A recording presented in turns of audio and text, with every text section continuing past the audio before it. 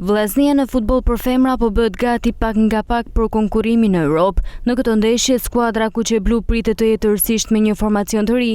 Në një prononcim të dhënë për media, trajneri i vllaznisë Nikolin Leka foli për gjendjen e skuadrës para fazës përgatitore. Ekipi dita është duke u plotësuar me përforcimet që ka bën presidenti Matia dhe normalisht deri ditën e shtunë ekipi do të jeni plot. Në fazë përgatitore të shkojmë sa më mirë dhe plotësuam si ekip. Ndërkohë, skuadra kuqe-blu do të grumbullohet për fazën përgatitore në qytetin verior të Pukës. Një gjë e tillë është realizuar fal mbështetjes së kryetarit të bashkisë Pukë Rok Dodaj, i cili ka ofruar vllaznisë kushte bashkëkohore akomodimi. Që vjet presidenca ka menduar të shkojmë në Pukë dhe duke pa temperaturat e larta që janë këtu në Shkodër, në Pukë normalisht janë temperaturat shumë më të ulta se këtu dhe do të na shërbejnë më së miri për përgatitjen e këtyre nevojave. Po normalisht që është e vështirë, për çdo trajner është e vështirë kur kërkojnë që kur ka lëvizje shumë ekipi, po gjithsesi kjo është puna jonë, kjo detyra jonë dhe na do të bëjmë punën tonë që na takon.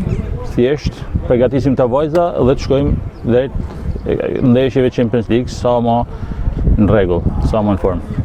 Skuadra e vllaznisë ka filluar të plotësohet dhe me fazën përgatitore që do të nisë në qytetin verior të Pukës javën e ardhshme. Pritet të zhvillojnë përgatitjet intensive për ndeshjet europiane.